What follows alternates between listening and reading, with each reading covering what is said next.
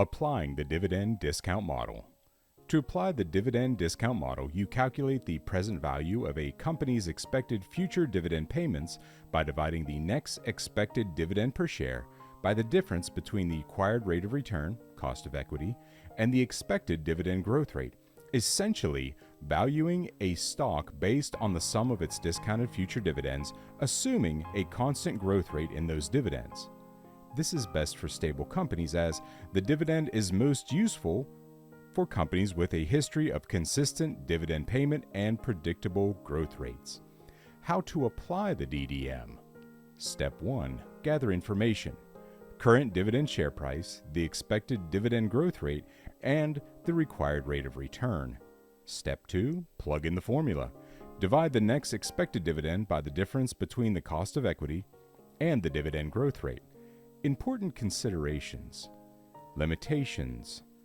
The DDM is not suitable for companies with volatile dividend payouts or high growth rates where dividend growth may not be constant. Accuracy depends on assumptions. The accuracy of the DDM heavily relies on the accuracy of your estimations for future dividend growth and the cost of equity. The required return, also known as the required rate of return, is the minimum amount of return an investor expects to receive on an investment, considering the level of risk associated with it. Essentially, it's the lowest return an investor will accept to compensate for the risk they're taking on by investing in a particular asset. Key points on the required return.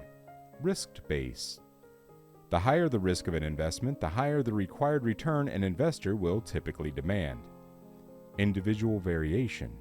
Each investor's required return can differ based on their personal risk tolerance and investment goals. Used for evaluation. Companies also use the required return to assess the potential profitability of a capital project, deciding whether the projected return is sufficient to justify the investment. How to calculate the required return. The Capital Asset Pricing Model, CAPM.